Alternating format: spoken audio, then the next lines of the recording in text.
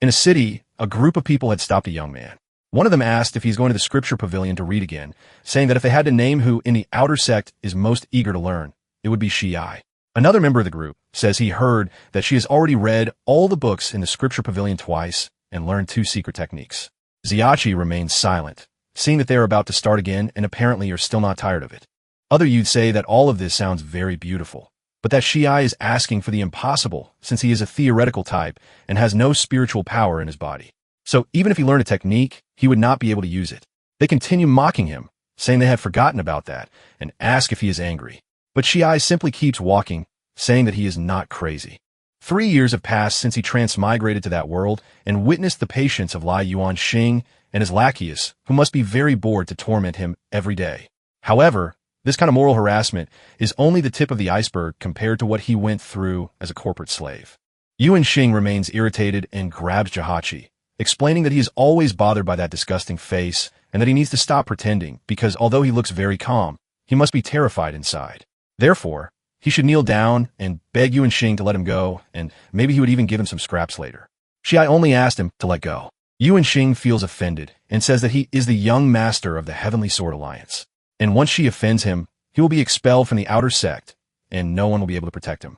He also says that Xiachi has been cultivating for 8 years and is still only at the first stage of Ling Shuer. That not even dogs would look at trash like him. Shi remains calm, saying that he never asked for anyone's approval. Suddenly, someone approaches, saying that the precepts of Kong Ming forbid attacking other disciples. Yuaning releases Xiachi and starts smiling again, saying that it was just a friendly training session with his older brother. However, he did not expect Xiachi to be so weak, so they will stop there. The man says it is very good to see that everything is fine, but that he must immediately return to the training grounds to continue cultivating. Yuaning calls his companions and starts to leave. The man goes to the protagonist and asks if he has thought about what they discussed a few days ago. Xiachi ends up averting his gaze, as he is not considering that possibility. The man explains that the protagonist has already been in that sect for 8 years and has barely managed to reach the first stage of Lingyu. Therefore, there is no need to waste more time, and he is doing this for Shi's own good, because if he leaves the outer sect earlier, he might be able to find a new path. The protagonist thanks the steward for his kindness, but says he has his own plans and still needs to go to the scripture pavilion to read. As Xiachi leaves, the steward asks if he really believes he can smash head first into a wall facing south. The protagonist is just someone who has been cultivating for 8 years. So, he is considered a worthless person who deserves some insults. In addition to having a plain and unremarkable appearance, 3 years ago, he transmigrated to that world after waking up. And besides inheriting some of the original owner's memories, he did not receive any advantage whatsoever. Moreover, within 15 minutes, he already knew that the body he had obtained possessed inferior spiritual roots and was not suitable for cultivation. Although he could not cultivate anything and did not know what his goal with the transmigration was, he imagined that there might be free food and shelter there. So, he decided to stay for a while. He looks at one of the books, saying that after reading that one, he will have finished all of the classics of the scripture pavilion. However, the thoughts in his head do not stop because 3 years have already passed, and probably after that another 3 years will come, and even so nothing will change. He remembers that when he was a bit younger, his teacher had taught him many things, and although his cultivation is at a dead end, his theoretical knowledge is at the highest level, and perhaps one day he might discover cultivation genius. He sits on the ground and starts reading the book because he heard that on the first day of the next month, the 4 immortals of the sacred domain will hold the 135th election to train direct disciples. After hundreds of years, the inner and outer sects have practically given up on competing, not to mention breaking the 9 heavens calamity annihilation formation created by the glass lamp empress. The 99 steps of the Jade Heaven Stairway also represent a superhuman challenge. Therefore, as a novice in cultivation, still at the first stage, he should join in the fun. A few hours later, still sitting in the scripture pavilion, he finally finishes reading all the books. Suddenly, a screen appears saying that the Fury system has been activated. The protagonist is startled, and the system explains that this is because he completed the beginner's secret mission, which was to read all the books in the scripture pavilion, all of the pavilion's classics. And because of that, the system is now officially active.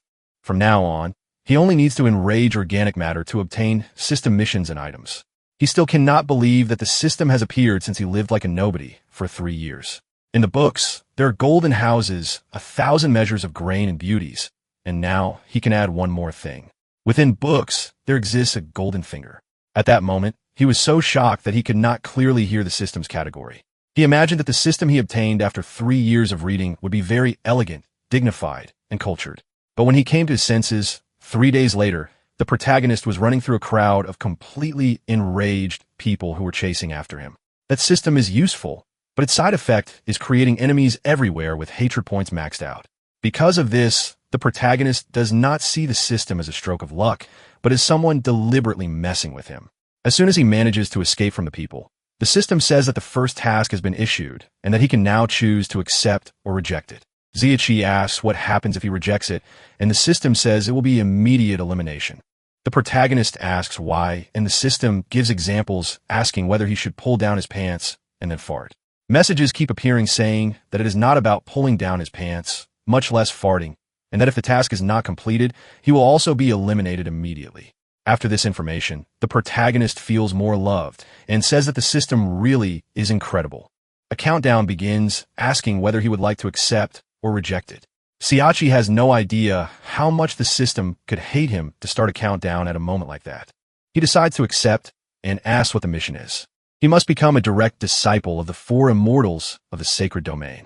Gi begins to despair because he does not know how that could possibly be achieved.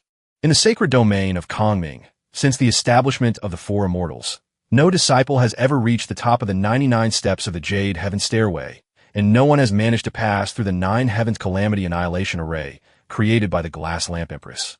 However, on that day, history would be rewritten. The protagonist was climbing the stairway. A system notification says that to break the array, 23.33 Burna value points are required. As he walks, the system continues loading. Upon reaching the top, he tries to dissipate the Calamity Annihilation Array. The array begins to crack and a hole is opened.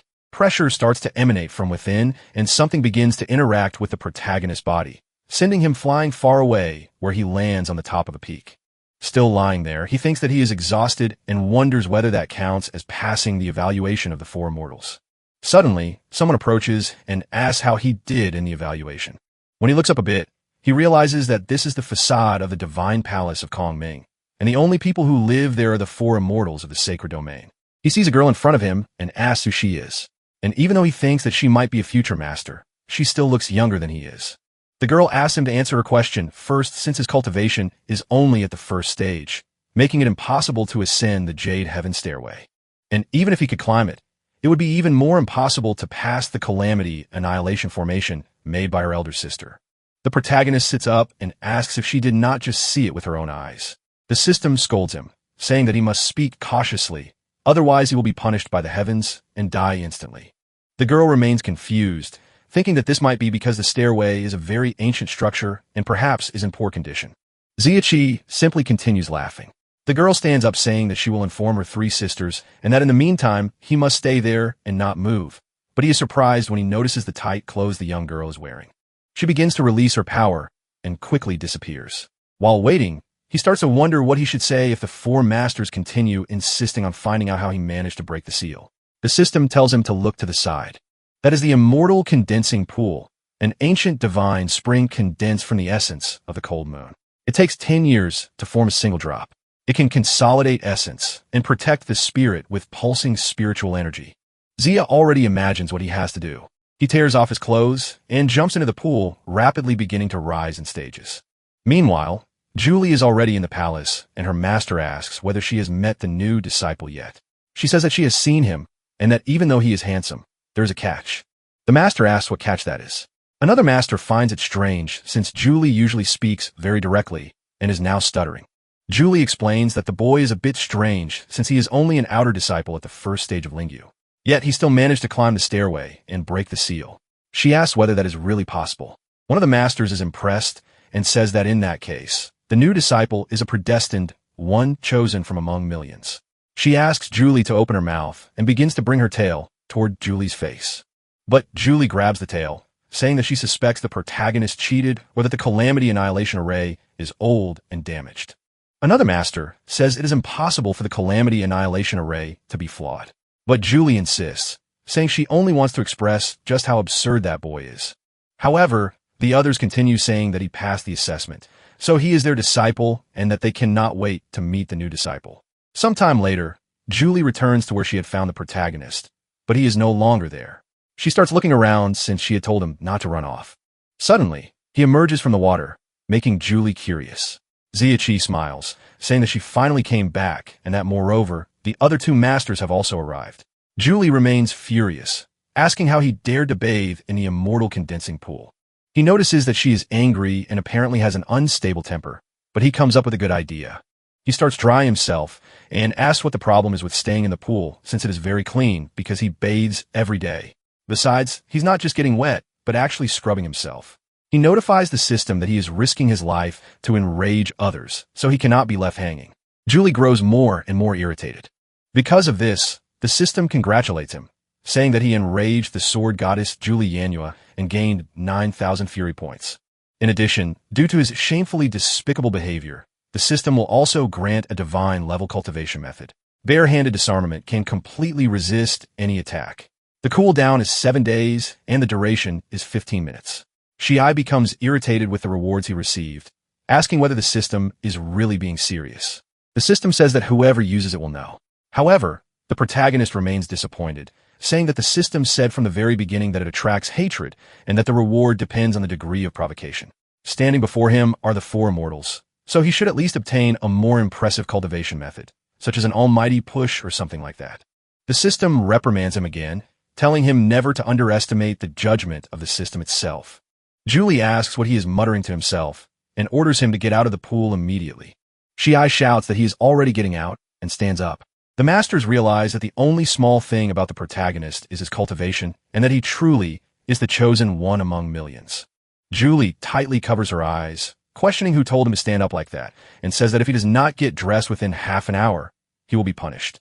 The protagonist continues provoking her, saying that it was she herself who told him to stand up and asking whether he is behaving well.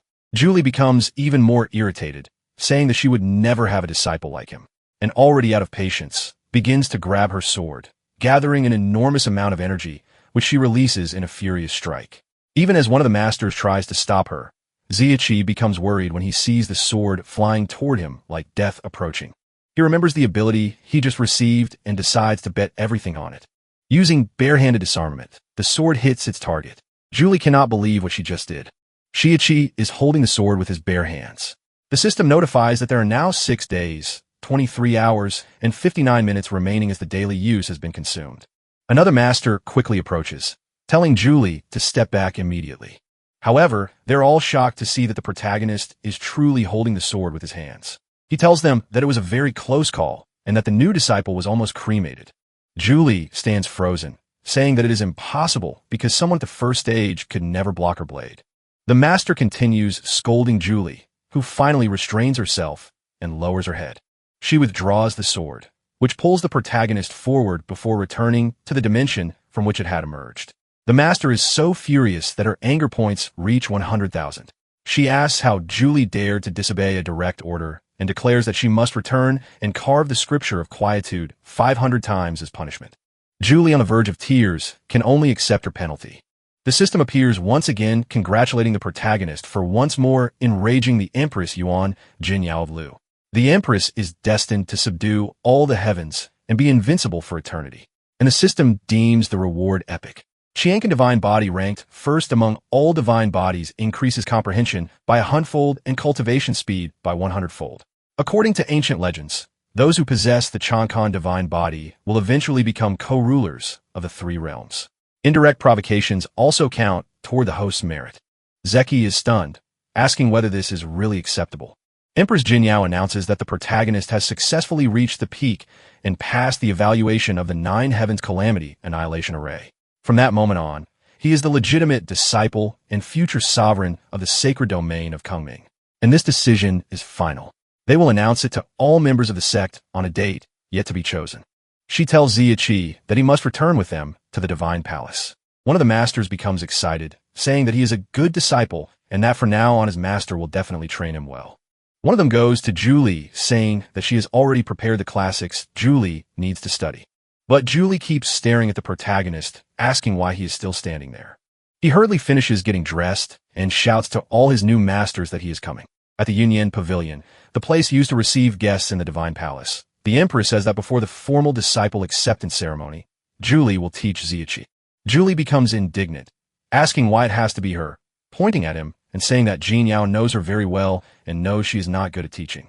The Empress says that precisely because of that, since they do not get along, they need to temper each other's personalities. Moreover, it has already been decided that Julie will take him to familiarize himself with the Divine Palace. So, she will not need to complete the task she had been assigned during these days. Julie, though sulky, ultimately accepts Jinya's decision. She stands up and calls the protagonist, saying it is time to go. He bids farewell to Jin Yao and begins following Julie, thinking this will be great since that girl is very fiery and easy to provoke. However, one of the masters grows worried, saying that Julie is very straightforward and simple and perhaps not the best choice to train the new disciple. The Empress replies that the Divine Palace has remained deserted for many years, so they must seize this opportunity to inject some vitality. The blue-haired master agrees, saying the idea is actually quite good. The pink-robed master says that the little disciple hides some secrets. So, his future life will certainly be interesting, and she is very eager to see the outcome. Meanwhile, outside, Shachi asks who built the Divine Palace when she became one of the four immortals and whether it is possible that the second master is really a fox. He also asks why she is not answering any of his questions. Julie merely replies that she does not know and takes a deep breath because he is extremely annoying. She begins introducing the place and says that this is the Chongyun Pavilion where books are stored. The protagonist looks at the pavilion with interest since he has already read almost all the books in the Outer Sect Scripture Pavilion, and perhaps this is a good time to look at new classics. He asks whether he can go in and take a look, but she refuses, saying that they must first finish touring the place since she still has homework to do and no time to waste on him. In another area, she shows him the Jokia Hall designated for meditation, followed by the Yuyong Pavilion, which is the eldest sister's private residence. For a moment, he realizes his thoughts have wandered. Julie, still doubting the protagonist, points out that her sisters believe he is a predestined child, but she truly does not believe that. The system warns that it is always watching, so he cannot say anything foolish. He tries to change the subject, asking whether the main objective is not to tour the Divine Palace. Julie answers yes, but says she only shows places to true direct disciples, and that if the protagonist used despicable methods to pass the evaluation, he will face severe consequences. She asks whether someone at the first stage of Lingui could possibly withstand one of her attacks, since she is already in the spiritual refinement realm, 6 realms and 54 stages above the protagonist. So, she is not a fool. Shirai simply smiles and says that he truly is a child of destiny. However, he realizes that the girl is suspicious of his bare-handed disarmament, but she has no proof. Julie asks if he is serious, and even without knowing what she is planning, he answers yes. The girl starts walking, saying that they have plenty of time to verify it because she is genuinely curious to see how long the good fortune of this so-called predestined child will last. Siachi says that if girls get irritated too often, they end up entering menopause earlier than normal. But Julie asks what menopause is. He begins to explain that it is a terminal disease, and those who suffer from it often show repressed emotions, growing anger, insomnia, acne outbreaks on the face, and even baldness. And worst of all, people can start growing beards and develop flat chests. He adds that hers is already not very big, and combined with her temper, it might be very difficult for her to get married. Julie becomes completely furious again, gaining 5,000 rage points. She grips her sword and tells him that the day she shrinks will be the same day he shrinks.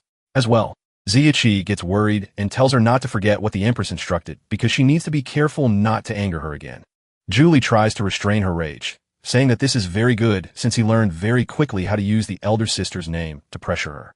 He smiles and says that he learned everything that is useful. However, he realizes that this crazy girl cares a lot about breast size, gaining another 5,000 rage points. She does not seem too worried about the threat, which shows that she is the type of person who cares more about physical form. Now that he has this information, he gets a great idea. He calls out to her and says that it is not a problem for her chest to be small since it matches her flat butt. This time, she becomes so enraged that the rage points jump to 10,000. She starts grabbing her ruler, saying that she will use ruler amplification and make it even bigger. With a shout, she declares that no one in this world will be able to save him. Now seeing death approaching, he starts running and she yells at him to stop running because he has nowhere to go. The next day inside his room, the protagonist is sleeping when Julie kicks the door open, shouting for him to wake up. Ziachi explains that doors are meant to provide privacy and that when someone wants to enter, they knock and call out, but Julie simply ignores him since they have not even seen half of the Divine Palace yet. She tells him to get up quickly so they can continue. The protagonist starts getting dressed and runs outside, asking her to wait a moment, but he is already planning to irritate her again. He asks if she is still angry about what he said regarding her small chest. Julie goes to the blue-haired master and says that she can no longer teach such a disobedient disciple. The blue-haired master tries to comfort her, saying that the protagonist is still very young and that there is no need to argue with the child. Siachi takes advantage of the situation and says that this is all true since he is still a child. So, how can she bully a poor child? However, Julie does not consider him a child and says that he just needs to wait and see what lies ahead. The blue-haired master tries to calm her, saying that cultivators should avoid impatience and asks her to remember what the elder sister said yesterday. She also tells the protagonist that he is a good disciple and must remember never to disrespect his master, asking if he understands. Zeki pretends to be innocent, as if he understood nothing at all. The third master pats him on the shoulder and says that it seems they still have not finished the tour, and if that is the case, she will personally show him the way. The three begin walking together, and once again the protagonist starts provoking her, saying that Julie should learn a bit more from the third master, since she really seems like a proper master. The third master laughs and says that this is quite a coincidence because she is his master now and forever, and she would also like to give him a piece of advice. He should provoke the third sister a little less. As for the reason, she remains silent. Ziachi becomes curious and asks what the reason is, urging her to say it quickly. Julie decides not to tell him, saying that she will leave him so angry that he will explode. The system notifies that the host has become irritated for the first time, and since this is the first occurrence, he will be exempt from any punishment. But from now on, the host must be careful because becoming irritated will result in affinity deductions. He does not agree, asking whether this is some kind of auxiliary function meant to improve cultivation. Shortly afterward, the third master says they should stop the visit for the day because she is very hungry. Siachi notices a place called the Fireworks Garden and out of curiosity asks the third master whether that is where fireworks are made. However, she explains that it is a place where they can feel alive. Julie runs over there, since apparently he still has not realized what it truly is. The protagonist asks what he was supposed to notice when opening the door, and the fourth master explains that it is an examination. Siachi remains confused, not understanding what kind of test it really is. His master explains that it is about cooking. Siachi asks whether immortals really need to eat after reaching grain abstinence. They explain that they do not need to, but they enjoy feeling the warmth of life. Julie smiles because with the protagonist's current cultivation level and lifespan, it is difficult to explain. The third master explains that Jin Yao likes braised chicken with white mushrooms. The second master likes boiled chicken with potatoes. She herself likes salt-roasted chicken, and the fourth master likes chicken as well. Her mouth already watering. Julie says that the third master used to cook, but now she needs to focus on breaking through her own realm, so this task will belong to the protagonist from that day onward. Ziachi is a little stunned and asks whether they really like chicken that much. Julie grabs a chicken and hands it to him, telling him to stop pretending not to understand because it is already time for the meal. Shiichi looks at the chicken and smiles because he is very good at this. The third master says she is looking forward to it and hopes he really is good. Julie, also expectant, says that if it is not delicious, she will deal with him later. Siachi laughs and says that if they want food, then he will give them food. Before killing the chicken, he bids it farewell, saying that if it dies earlier, it will reincarnate earlier. So he wishes it a swift liberation from the beast realm. He picks up the cleavers and begins to focus on cooking the chicken. With astonishing ease, he starts preparing the food as if he were dancing through the space. In just a few minutes, he goes to the table and says that dinner is served. As he sets the table, the masters simply watch the confidence he radiates. He lifts the lids from the pots and asks his masters to taste the meal. A brilliant light bursts out from inside the pots, shocking all four of them. The dishes are completely perfect and beautiful.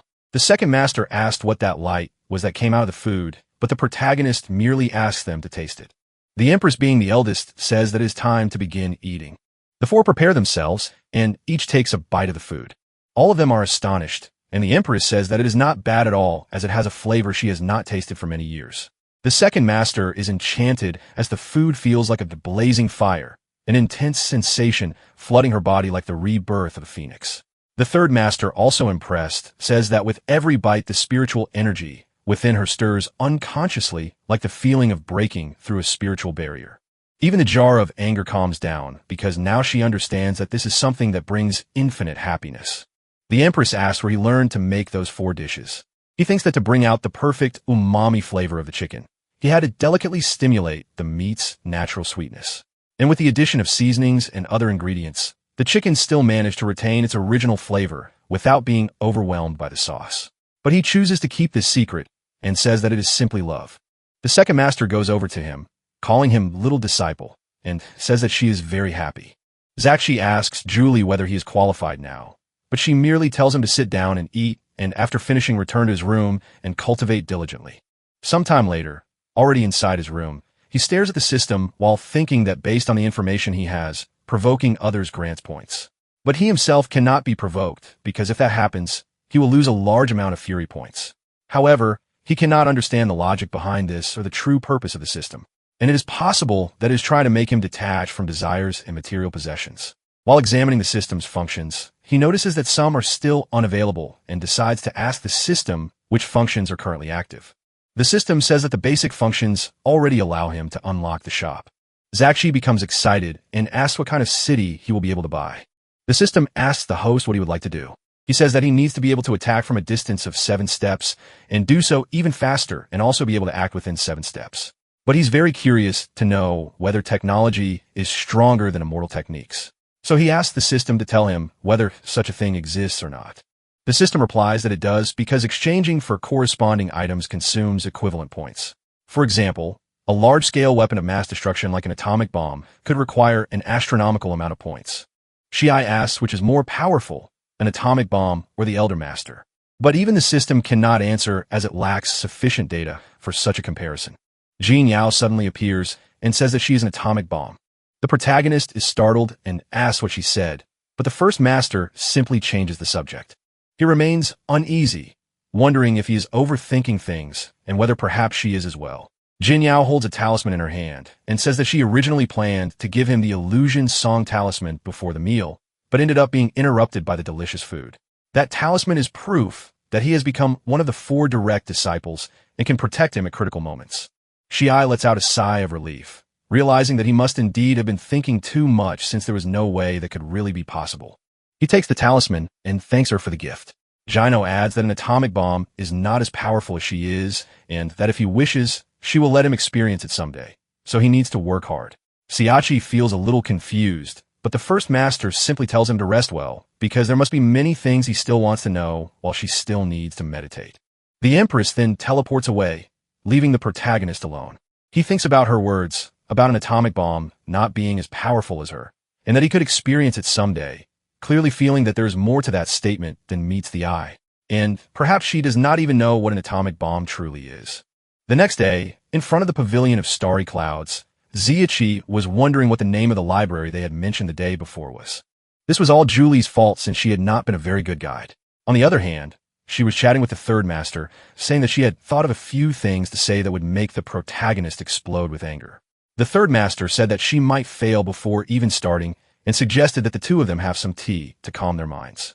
Gi began to open the door since it had been a long time since he wanted to see the Divine Palace's library. But as soon as he opened it, he was surprised when something appeared in front of him, grabbed him, and pulled him inside.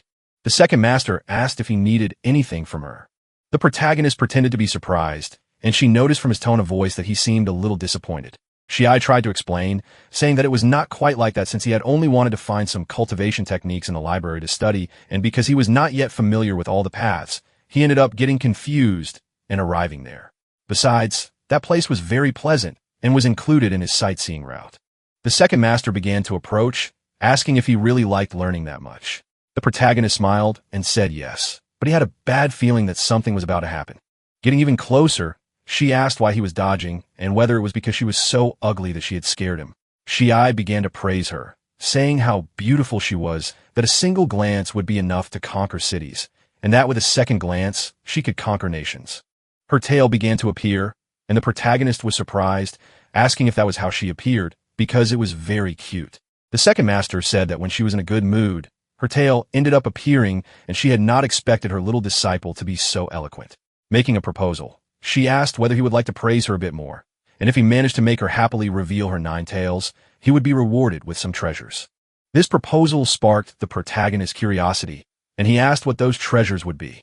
Showing the elixirs in the cabinet, she explained that all of them had been refined by her personally. Some could strengthen essence, while others nourished the spirit. Not to mention that some could prolong life and even help in breaking through barriers. In any case, whatever he wanted, his master would provide it. Ziachi prepared himself, saying that he would try, without any shame, and would start with a poem. He stood up using all of his captivating beauty and began to recite like garments, like a face of flowers in the spring breeze on the threshold of the door blooming with grace. If not fresh on the mountaintop, we shall meet beneath the terrace. The second master's face turned rosy and her eyes sparkled and the tales began to appear. The protagonist was surprised to see that the poem worked. Moved, she said that the poem really was beautiful. Ziachi knelt down holding her hand and with a steady gaze emphasized that the poem might be beautiful, but it could not compare to the beauty of a goddess like her. With a smile on her face, she called him a brat and asked whether he really wanted to provoke his master. With one of her tales, she grabbed him. The protagonist was startled and questioned what she was doing. With a suspicious look, the master said that he had been flattering too much and therefore needed to be taught a good lesson so that he would learn to respect his master. Gi asked her to give the reward first and then teach him because that way he would learn with more enthusiasm. She agreed and simply withdrew the tale and the embrace, saying that she would reward him first. Then she began to ask which one he wanted, saying it could be the purple bottle since any of them would do. He thanked his master for her kindness.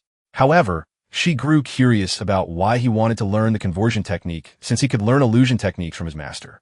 The illusion techniques of the nine-tailed fox were interesting, which made him excited and eager to learn, thinking that even if he did not learn everything, he might even learn while sleeping.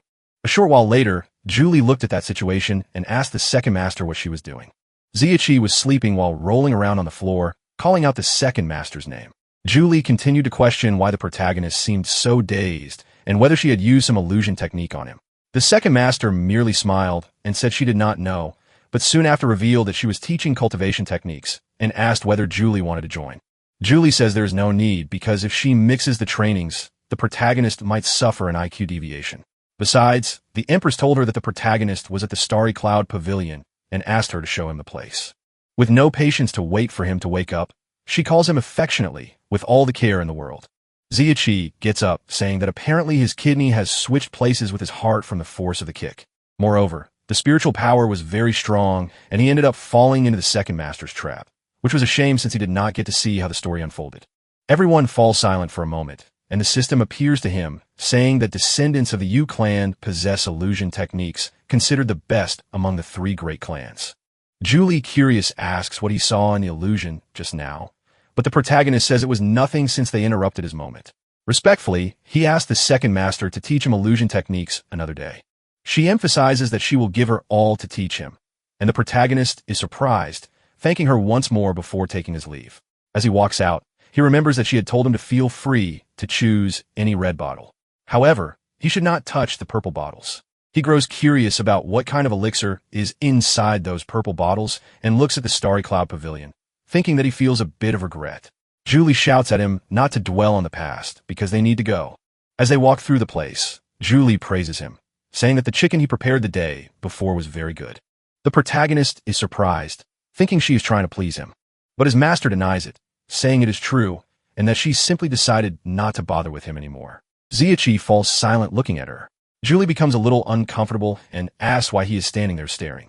He thinks that he can hardly wait to get back at her and with a smile on his face says that it is nothing. However, he realizes that there is something strange about her behavior and that she's probably planning some kind of trap. He asks her to show the way as he would like to visit the library. Julie notices that he is acting strangely and questions whether he is planning something bad. Shiichi keeps thinking that even if she wants to ambush him, it will not work because he will leave her sitting until her legs go numb. In a friendly and polite manner, he says that the disciple only wants to find the library as quickly as possible and once again asked her to show the way since she had said she would guide him. Just this calmness is enough to irritate her. Julie steps in front of him shouting that this is stupidity because she already showed him everything the day before. And if he can barely remember such things, then how will he learn from them in the future? Zakshi apologizes, saying that he is a somewhat clumsy disciple and asks her to have a little more patience with him. He thinks that there are no fixed strategies in war, nor permanent forms in water, and that like a wild king, it is easy for him to control her. A short while later, they arrive at the entrance of the library. His master says that this is the Divine Palace's library, but needs to warn him that everything he managed to understand in the outer sect may not be comprehensible here. Trying to irritate him, she says that this is because some people are only in the blood condensation realm. However, the protagonist remains calm, saying that a clumsy bird still needs to fly. Julie starts trembling with anger once again, seeing that everything she does fails. Siachi opens the library door and hears a noise which shows that it needs lubrication. The two of them are surprised to see that the third master is already inside, sitting and reading a book with great inner peace. They approach, and the protagonist greets her, saying that it is very pleasant to have her around, but he is completely ignored in sighs and sadness. Julie laughs and explains that he does not need to be upset since the third master does not pay attention to people when she is focused. She asks him to follow her and says that even though she does not frequent that place often, she still knows it very well. Zakshi asks if she is serious because he does not believe it.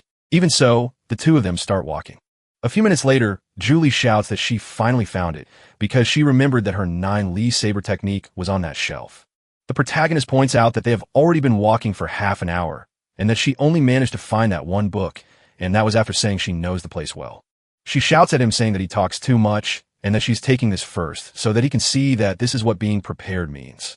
Ziachi keeps laughing, saying that apparently she even knows how to use idiomatic expressions. Julie continues searching for a few things while the protagonist starts looking around and sees something fallen on the floor. When he picks up the book, he sees that it has Julie's image on it and that it is the saber technique that pierces lightning. The fourth master keeps searching because she cannot believe the book disappeared since she wrote it with such care. With tears in his eyes, the protagonist thinks that the book was just thrown on the ground and that this is pathetic. However, the third master approaches like a ghost, saying that he cannot read that book. Shiai is startled when he sees her there, and the master apologizes, saying that she was reading and did not notice they had arrived, and that the book he is holding.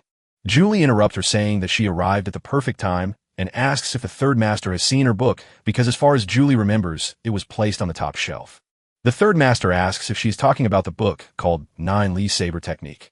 Julie says that is exactly it because if she is not mistaken, that is precisely the name. The third master says she does not remember anything and that perhaps someone borrowed it. The protagonist is surprised by the lie and hides the book inside his clothes. The third master asks why they are there.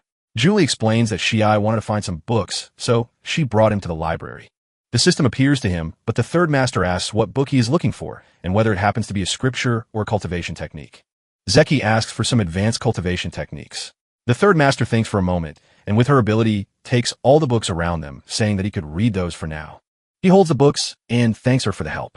The third master says that if he has any difficulty, he can look for her, and he thanks her once again, saying that he will stay quiet so as not to disturb her.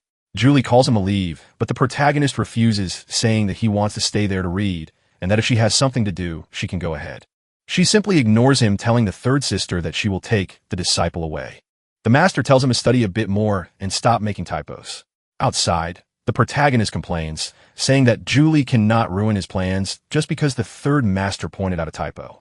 She says that he is still too young and failed to understand the third master's subtext because those words were a polite way of dismissing the two of them, and that if he stayed there any longer, he would end up being turned into an ice sculpture, and there is no point asking how she knows that. The protagonist is surprised but thinks she is being too sensitive. Julie looks at him and says that if he does not believe her, he can just go test it personally. Being frozen by the third master is one thing, but she also tends to ignore things she considers unimportant. And since Julie will not be there to save him, he would remain frozen.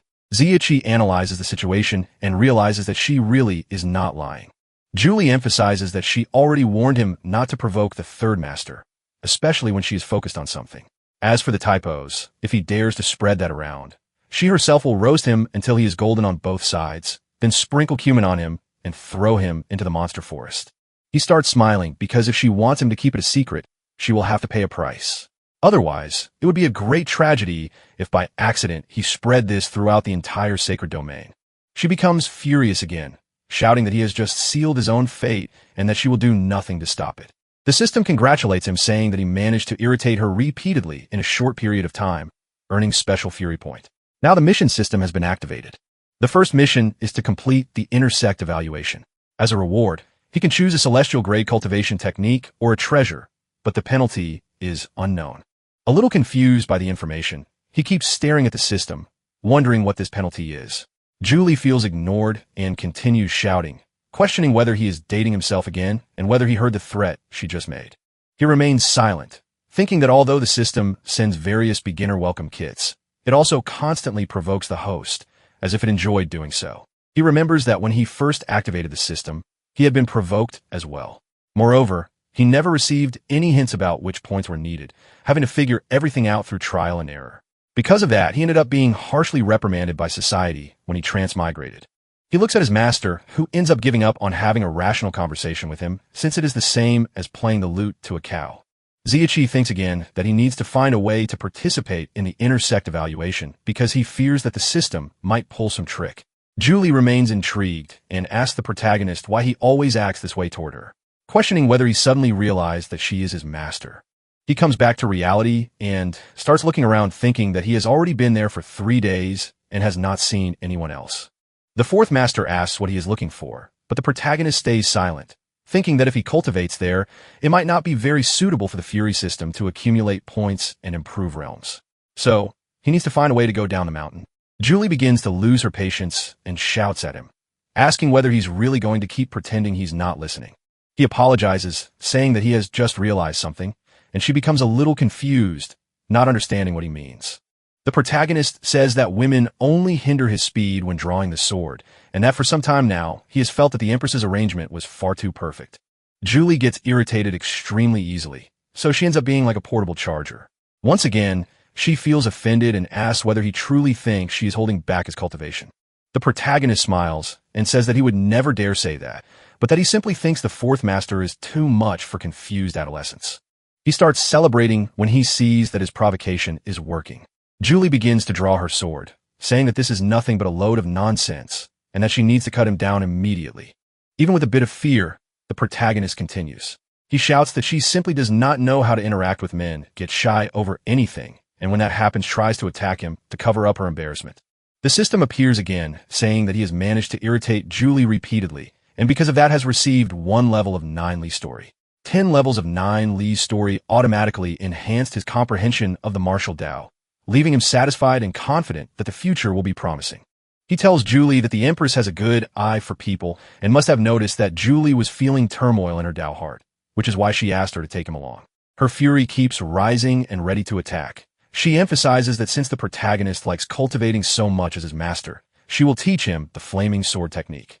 The flaming sword technique is Julie's first technique of the 9 Heavens Leaf Fire. She begins to attack, but at the last second, the protagonist shouts and proposes a bet. She stops her attack and asks what kind of bet he wants to make.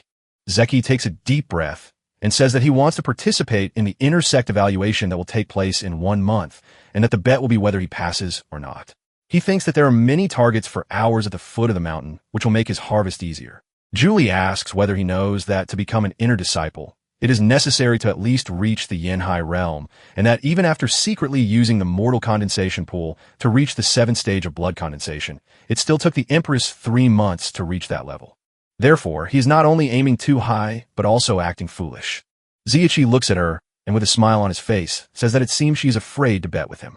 Julie starts laughing, asking why she would be afraid of such a certain victory, but says she would like to know the terms of the bet, and that if she does not like them, she will continue teaching saber techniques.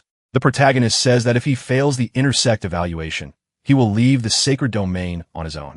She is surprised and says that becoming a disciple of the 4 immortals is the desire of everyone in the sacred domain, asking whether he really thought it through.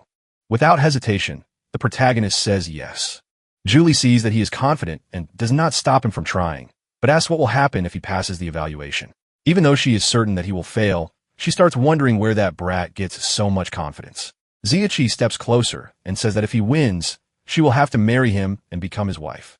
Julie asks if he has gone mad, but the protagonist keeps provoking her, asking whether she is afraid. Julie stares at him, thinking that maybe he injured his brain when he broke the annihilation formation. But since she is certain that he will fail given that the evaluation starts in a month, and he will not even be able to reach the minimum requirement to register, she decides to accept the bet. Ziichi takes advantage of this, and says that he has just one more small matter to discuss with her. Julie asks what he wants, and the protagonist asks whether he needs to descend the celestial jade steps if he wants to go down the mountain. She pretends to be difficult, asking whether that is asking too much, because she believes the celestial steps are not something a person can climb or descend whenever they want, since reaching that place must have cost the protagonist a great deal of spiritual energy. He keeps insisting, asking her to send him away, but she refuses, saying that she does not have time. Zia continues, provoking her, claiming that if she does not help him descend, he will start kissing his future wife. That is enough to make her lose control, and she kicks him away. He begins to descend, even though he did not want to do it at that moment. But now there is no turning back. He falls from the mountain peak like a shooting star. People are shocked and ask one another whether some palm technique has appeared, or if perhaps it is a long-lost technique. Zakshi realizes that he has no control over where he will land and starts shouting for people to get out of the way. He crashes heavily into the ground, but gets up complaining that the fourth master is far too cruel since his entire body is aching. Yuan Xing walks up to him, saying that it seems the trash has returned, trying to humiliate him, and asks how the protagonist was defeated, questioning whether he failed to climb the celestial steps and break the annihilation formation. Ziachi asks why they have to make everything difficult every single time since they used to band together to mock him every day. But now Yuan Xing acts sarcastically, perhaps because he can barely climb 30 steps. They start getting irritated, and Yuan Xing asks how someone who was expelled from the Divine Palace by the four immortals dares to keep barking there. Ziachi explains that him being expelled while Yuan Xing cannot climb are two different matters, and this is exactly what the protagonist wants because it is better for everyone to think that he was expelled. He continues provoking, saying that Yuan Xing should use all this free time to focus on the intersect evaluation, but with his current cultivation level, he probably will not even be able to register. The system notifies him that the rage points have accumulated to a total of 100,000, and that the system shop has been unlocked. Shiai asks the system whether it has happiness soda for fat people, because he wants a bottle. He prepares to start shopping, but Yuaning pulls him back, asking who gave him permission to leave. This causes the protagonist unintentionally to press something on the system, which informs him that he has purchased a happiness soda for fat people. The soda appears in his hand, but the protagonist becomes completely irritated when he sees that this happiness costs 50,000 points. The system emphasizes that exchanging items for things outside the current game system requires a large amount of points. Becomes even more irritated because the system had not provided this information beforehand. He slaps Yuaning and LT, Unk and GT, S hand away and starts cursing at him, telling him to get out of the way because he is already extremely annoyed since the soda, besides being absurdly expensive, contains only 200 milliliters. Yuan Xing becomes furious, saying that no one dares to act tough in front of him because if he does not teach a lesson to those who do, how will he maintain his status in the future? He attacks the protagonist with full force. But Shiai catches the punch with one hand and stares at him deeply as if he wants to kill him. Siachi takes a sip of his soda and says that it really is delicious, but that it does not matter because someone he does not know and has already forgotten once said that everything that is lost must be taken back. He begins to release his aura, frightening Yuan Xing, who asks how that is possible since before the protagonist climbed the celestial steps, he was a nobody, and now he is at the 7th stage of blood condensation. Shachi simply starts laughing. Other people approach, asking what is happening there, saying that this must have been the work of the four immortals who granted cultivation to the protagonist. But with only the 7th level as a reward, he is still a nobody and was nevertheless demoted. Yuan Xing starts laughing, saying that now he understands everything and that this must have been nothing more than compensation from the four immortals for pushing the protagonist down the mountain since they do not want someone like him. A nobody who merely had a stroke of luck without any talent at all. Yuan Xing keeps thinking that the protagonist must have been extremely lucky. And although his cultivation is not as high as Yachi's, he is still the young master of the Celestial Saber Alliance. The Celestial Saber Alliance has stood out among the many sects for 100 years thanks to a secret medicine that can temporarily increase one's cultivation level by 3 stages. And with that, he is certain he can make the protagonist kneel and beg for mercy. Shiai keeps laughing, saying that he does not care whether Yuan Xing is from the Celestial Dao Alliance or the Axe Gang. He just needs to stop this nonsense. The protagonist braces himself, thinking that maybe that idiot will not be able to withstand his next move. Yuan Xing remains confident, takes a vial from inside his clothes, and pours its contents into his mouth. His muscles begin to swell, tearing his clothes apart, and energy radiates from his body. Shiai asks where the referee is because he wants to report someone for cheating in the match. The protagonist feels somewhat offended, seeing his opponent suddenly 2 levels above him through cheating, something utterly despicable. Yuan Xing simply starts advancing toward him, saying that now he will be killed. Siachi focuses, saying that there's still a long road ahead.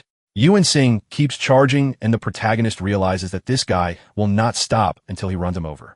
The system asks whether he would like to buy 15 seconds of invincibility for 5,000 fury points, saying it is a great deal. Shiai asks the system whether it is really trying to take advantage of the situation, but the system scolds him and tells him to speak cautiously. Yuan Xing grows even more enraged, asking how Trash dares to get distracted in the middle of a fight and declaring that now he will be crushed like minced meat. The protagonist shouts for the system to redeem, begins his beautiful transformation like a princess, and activates the golden body. Yuanqing continues attacking with all his fury, but Zaki remains motionless, saying he would like to see whether the attack will at least tickle him. However, something suddenly happens, stopping their fight. The second master appears, stepping on the protagonist's shoulder. She points out that the laws of the sacred domain forbid attacking brothers of the same sect, and that apparently everyone has completely forgotten this rule. Ziachi looks up, enjoying a privileged view, but then starts crying when he realizes he wasted 5,000 points for nothing. She walks over to Yanang, saying that within the sacred domain, the Celestial Saber Alliance will not go very far, and that now he will receive a small punishment. He is slammed into the ground and falls into a portal that makes him disappear. Xiachi is impressed, and the second master asks whether he truly is not afraid of being beaten to death. The protagonist explains that he is currently playing the role of a fallen outer disciple expelled from the divine palace by the four immortals, and that if she keeps acting like this, she will ruin everything. The two of them start coordinating the act, and she pushes him and throws herself onto the ground, saying that her heart is deeply sorrowful. The protagonist did not expect her to get into character so quickly. All the other sect members explode with rage, questioning how he dares to do such a thing to the goddess Miyu. She had just saved him, and this is how he repays her. Ziachi thinks that although the effect was achieved, maybe she went a bit too far. Miyu starts smiling and asks how her acting was. The protagonist replies that he is merely the background for the character she is playing. The second master says that she can be charming or sweet and asks him to give more instructions on what she should do. Xiai takes a deep breath and says that it is enough. The second master asks if he is sure, and he extends his hand, saying that now he can handle the rest by himself. Mio keeps acting, asking for help to get up. But as soon as she stands, she throws herself forcefully against his chest. The protagonist is startled and asks what is wrong. The disciples grow even more agitated, and she boldly says that the master has not had enough fun yet. Suddenly, she runs off screaming that she no longer wants to live. The people can barely restrain themselves, and a rebellion begins, with everyone shouting that they will avenge the goddess Miyu. With no other options, the protagonist starts running. The second master keeps smiling because if they're really going to play, then they must go all out. Sometime later, amid the mountains, people were still running around trying to find a protagonist. He had hidden behind a rock, thinking that the leaf system will only create more enemies for him. Now, he needs to carefully manage all his points and enhance the abilities provided by the system in order to move forward. Otherwise, he will end up being ground to death by that crowd. He looks around, sees a waterfall, and starts wondering where he has ended up. Since he had never seen that place before, he began to explore the forest. He soon realized that this was the bioluminescent pool behind the outer sect scripture pavilion. However, he had no idea how he had managed to get there. He remembered Julie saying that this pool was a forbidden area within the sacred domain. Except under special circumstances, disciples were not allowed to set foot there on ordinary days. Looking more carefully, he noticed that someone was bathing beneath the waterfall. But when he realized who it was, he was shocked. The third master was bathing. When she emerged from the water, she noticed he was there and ordered him to approach. Ziachi stepped out from behind the trees and knelt before her. The third master asked why he was there. The protagonist tried to explain, saying that he had no intention of trespassing, much less spying on her. He thought that the reason he had ended up there should fall on the second master's shoulders. Although he did not know why the third master was in that place either, she explained that this was her place of meditation and that intruders would be punished. Ziachi kept his head lowered and said that it was very cold, asking her to put on some clothes. She reflected on it for a moment and said that his punishment would be to help her put on her clothes. She picked up the garments from the other side and tossed them into his hands, ordering him to dress her. Ziachi held the clothes and began to help her. Suddenly, the third master turned around, revealing certain things. And it seemed that the protagonist was extremely unlucky to receive a punishment as severe as this. He continued dressing her until he finished. The third master looked at him and said that Julie had mentioned he was thinking about participating in the intersect evaluation next month. With a pitiful expression after enduring a torment no one would wish to face, he replied that it was true. The third master was confused, saying that he was already a direct disciple of the four immortals. So why would he want to go through such trouble?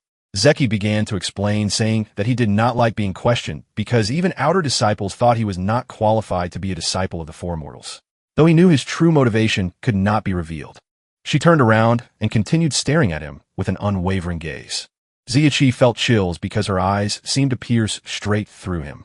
She said that she understood everything and that he could leave now, as she would help keep secret the fact that he had invaded the forbidden area. He let out a deep breath because she believed his story and thanked her once again, saying that the disciple would take his leave. The system congratulated him once more for achieving the incredible feat of irritating 1,000 outer disciples in a single day. Even he could hardly believe he had angered so many people. The system said that the travel function would be unlocked soon and that the specific travel time would be determined by the system itself. With this, he would be able to acquire items and abilities from other worlds. A few seconds later, the progress bar reached 100%. The reward was so good that Shi was surprised, saying that now he could trust the system. Yuan Xing, who had received the punishment, was teleported into the sky in the middle of nowhere and fell into a mountain. Completely humiliated, he told the protagonist to wait just a little longer because one of the two would die. In the spiritual cultivation hall, a formation specifically created by Empress Jinyao for cultivating disciples of the sacred domain. The protagonist stood in the middle of the line, thinking that for every floor added to the hall, the spiritual pressure endured during cultivation increased tenfold. In other words, the spiritual pressure on the 18th underground floor was an astonishing 180 times greater than normal. Old Zhang Tin was the deacon of the spiritual cultivation hall. He asked the next person to step forward and Shi presented himself. Tin asked him to state his name, realm, level, and duration. The protagonist felt a bit embarrassed, thinking that this way the old man would publicly expose others, but replied that his name was Shachi and that he was currently at the 7th stage of blood condensation. 5.5 in, which was equivalent to about 18 centimeters. Tin asked whether he meant 5 feet and a half. The protagonist was confused, thinking that if he really wanted to ask about height, he should simply ask about height and not mention length. Tin said that for the 7th stage of blood condensation, he needed to go to the 2nd floor, and that if he could not endure it, it would be best to give up immediately and not push himself too hard because otherwise he would at best be crippled or at worst explode. However, the protagonist feels a little worried and asks whether the 2nd floor will not be too easy since he has the intersect evaluation the following month and needs to reach at least the Yuan High realm. The old man explains that Zhang Zonglin, the genius who took first place in last year's intersect evaluation, only dared to challenge up to the 3rd floor. On the other hand, the protagonist is not exactly young and is only at the 7th stage of blood condensation, so there's no need to throw his life away trying to improve his realm.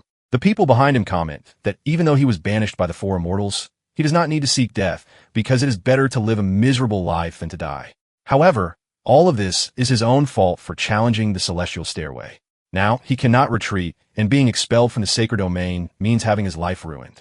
Shi thinks that Yuan Xing and LT, Unk and GT, S3 Lackeus perfectly inherited their master's genetic traits.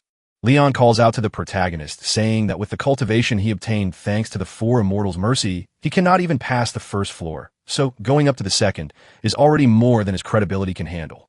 Wangi says that the kid was always a waste and probably does not even understand the importance of body refinement and will die before being able to use that cultivation. Zhang Wei, looking at himself in the mirror and imagining how handsome he is, tells everyone to talk less because the protagonist is different from them since they climbed up by themselves step by step. But Ziachi does not let it slide and says that they really are incredible because they have been climbing for so many years and are still stuck at the initial stage of blood condensation. On top of that, should stop staring at the mirror since his butt is growing all the way to his chin and will end up scaring people. Zachi thinks that those people are practically offering themselves up for him to provoke, so he will not hold back. The 3 fall silent staring at him. He does not retreat and asks what happened and whether they have already run out of words. But that expression is exactly what he wants because only when they get angry can he accumulate points. Starts smiling and says that the kid cannot argue with them and is therefore stooping to personal attacks. But they will not lower themselves to that level. Wangi tells Ziachi that he understands nothing about aesthetics because appearance is considered sexy. This answer shocks the protagonist when he realizes that those people are not angry, and it seems he can no longer harvest those garlics per ounce because after just 1 day, they have already become immune. The system notifies that the planar displacement function has been activated and that the planar travel function is also active. Ziachi asks what is going on. The system informs him that the host will be teleported to Drum Mountain shortly. He begins to be teleported, even while complaining that it was too fast, and thinks that this mountain is probably the mountain of the 18 dragon tribes. The system reports that the teleportation is complete, and in the middle of nowhere, the protagonist wakes up. This is Dragon Tribe 18, and he is the future master of Lingju Palace. Shuju, the soul replacement, has been successfully completed, and the memories of the original host have been synchronized with him. The objective of this traversal is to accumulate 5,000 Fury points. The original host accidentally solved a chess puzzle and is about to inherit the northern profound divine art. However, he encounters a small problem. Xiaoqi stands up in surprise because if he manages to inherit the northern profound divine art, he will be able to withstand the spiritual pressure of the 18th level of the spiritual cultivation hall. He hears a noise, and when he looks back, sees his beloved master.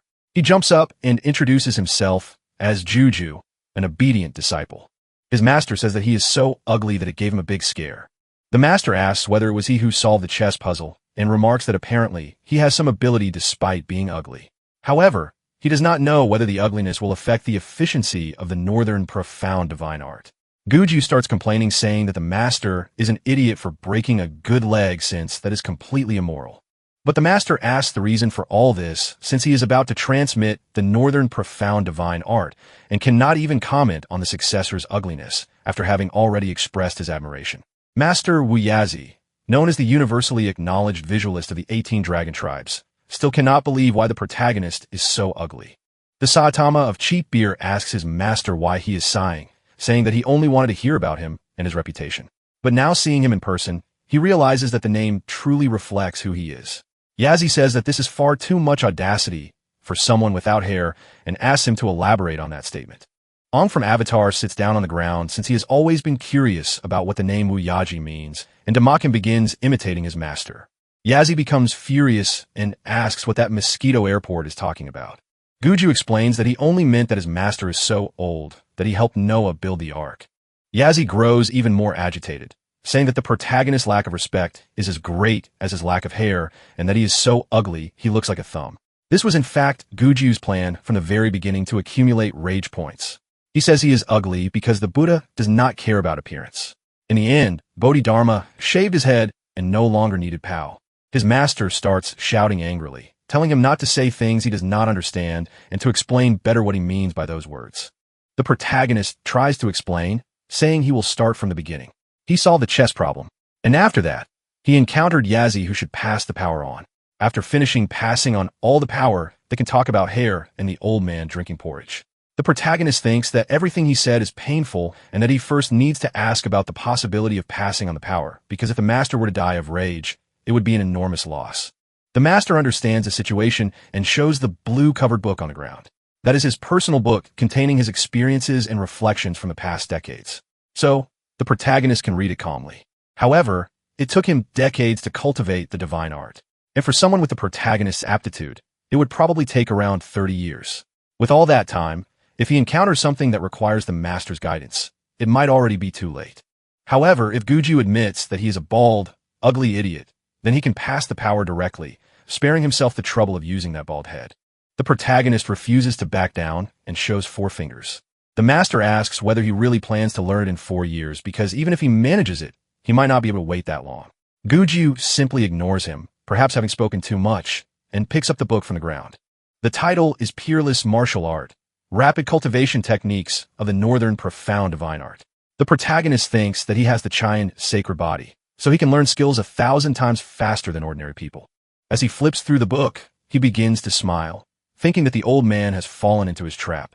On the other hand, Yazi also thinks that soon the Supreme Court minister will give up and bow down to beg for help. Trying to persuade him, he calls the protagonist monk and emphasizes that the people outside would be very happy to learn even a superficial part of this technique. If he explains what old man with his back to the wall drinking porridge means, admits that he's a bald, ugly idiot, and praises Yazi for being very handsome, then he will immediately pass the power to the protagonist, fulfilling the last wish of his life. Guju tells Moses to forget it because if someone tells him to go west, he will insist on going east. And besides, he is far better than the people outside. Guju emphasizes that when he showed 4 fingers, he did not mean 4 years, but 4 hours. Yazi starts laughing, asking whether he shaved off part of his brain when he removed all his hair. The protagonist tells his master that after he learns it, he will have to promise one thing. Yazi, confident, keeps laughing and says he will not promise just 1, but 10. Guju says that this is exactly what he wanted to hear and begins to release his aura. Yazi cannot believe that it is the true key of the northern profound divine art, because something like that would not even fit in a novel. For hours later, Yazi notices that the protagonist is floating and shouts, asking whether no one is going to do anything about it. He starts to get worried because as the owner of the technique, he did not know that cultivating the northern profound divine art could make someone float. Suddenly, the protagonist opens his eyes and in a superior tone says that he has already learned everything. Moreover, he states that there were many incorrect parts in the text Yazi wrote in the book. So he corrected and optimized them. Yazi starts laughing, saying that to cultivate the northern profound divine art, one must first dissolve their internal energy, otherwise it will cause conflicts among the multiple techniques within the body, leading to instant madness, vomiting blood, and the collapse of all meridians. Moreover, he does not know anything about the protagonist patriarchs, but not lying is an ancestral rule. Guju looks at him and says that it seems he will have to demonstrate some real techniques for his master to believe him. He asks whether cultivating this art allows one to use all existing martial arts, absorb internal energy from every acupoint in the body, cultivate both yin and yang, be immune to poisons, and have Truki protecting the body. The master replies that all of that information is correct. Guju says that if that is the case, then his master can try poisoning him. That way he will prove that he is telling the truth. Yaji points to the table, saying that if he can shatter the stone table directly, then he can make a judgment. Guju becomes excited and asks his master to watch very carefully. He focuses and strikes the stone, causing a massive explosion throughout the entire mountain. Yazi cannot believe what he is seeing. Guju apologizes, saying that he failed to properly control his strength and ended up destroying the entire cave. The master, still in shock, thinks that this truly is the technique, but he has no idea where that boy came from. And this can no longer even be described as genius, because the power of a Duzong expert is genuinely terrifying. Guju starts laughing, saying that apparently he did not lie to the old man after all. Even with some apprehension, the master says that since he promised, he will not go back on his word. The protagonist begins to smile, saying that initially one thing would have been enough. But the old man insisted on giving 9 more. Yazi starts trembling because a word once spoken is like 4 horses pulling a carriage and cannot be taken back. Guju says that out of gratitude for the old man being so straightforward, he will explain what old man with his back against the wall drinking porridge means. It means despicable, cornered with no way out, shameless, toothless, and vulgar with porridge dripping all over. Yazi becomes so furious that his fury score rises to 10,000. He points out that the protagonist is insulting him without using a single curse word and questions how someone can be despicable, shameless, and vulgar at the same time. Guju replies that first the old man loved Tong Pia Yun, but drove her insane. Then he fell in love with Lai Chu Shu. Go asks whether he still misses his little sister since all of that was his own fault. The old man agrees, saying that he blames himself for it, and that because of that incident, he locked himself inside a cave, ashamed to face anyone. The protagonist says that first of all he should go out and meet those 3 women separately, and admit his mistake since he does not know how to build a harem like that. Secondly, the protagonist says that he has a good brother named Xiao Fun, a good son who was wronged by his father. When the old man goes out, he must be very careful with him because that boy is somewhat stubborn. So Yazi needs to look after him so that he does not do anything foolish. The old man says that such insignificant details are not worth mentioning and asks whether that boy is handsome. The protagonist almost has a heart attack from anger, but continues explaining and moves on to the 3rd point. He says that from then on, whenever the master meets someone, he must say that Guju is the most handsome man in the world because he is now his direct disciple. Yazi goes mad with rage again, saying that he can agree to anything except that. Guju says that he already suspected this, and that the old man cornered against the wall drinking porridge is merely confirming what he already suspected. For people of the master's age, making a bet is about integrity, not cheating. Yazi ends up agreeing, saying that the protagonist is a prejudiced bastard. Guju calls him to leave, saying that they need to go and that they can discuss the other matters while walking. Yazi says that it has been a very long time since he last left the house and asks the protagonist to explain what the outside world is like. On the way out, Zaki explains the current situation in detail to Yazi, revealing plot details of the next 20 episodes of the TV series. Yazi is so moved that tears stream down his face. He agrees with the protagonist's request to eradicate all scoundrels from the martial world so that justice can prevail. As soon as they arrive among the people, Su Xinggu and Chunu are startled. Yazi announces to everyone that the Zenlong chess game was merely a pretext and that Zhu Ju is the most handsome man in the world. Moreover, from that moment on, he will be his direct disciple. Taking advantage of the crowd, Jiachi worked overtime to harvest another batch of leeks. A short while later, the system appeared, congratulating him on completing the mission perfectly. The northern profound divine art would be brought back to the main world as a reward. The system informed him that he would be teleported back to the main world in 5 seconds. While waiting for the countdown, he wondered what would happen in that world after he left, since he might have rewritten the story. Brother Cho Wong was a childhood idol, and for that reason, he would do his utmost. Back in the original world, the protagonist woke up and looked around, realizing that time apparently had not flowed in the main world. The planar travel function was simply a divine blessing for cultivation, and if he could travel through more planes, he would be able to reach the pinnacle of life. Shui continued to look down on the protagonist, saying that as a fellow disciple, he advised him to have some self-awareness, since allowing him to cultivate on the second floor was already a sign of respect, and trying to appear richer than he really was would only lead to suffering. Zia asked who said he was going to the second floor, because now he was going straight to the 18th.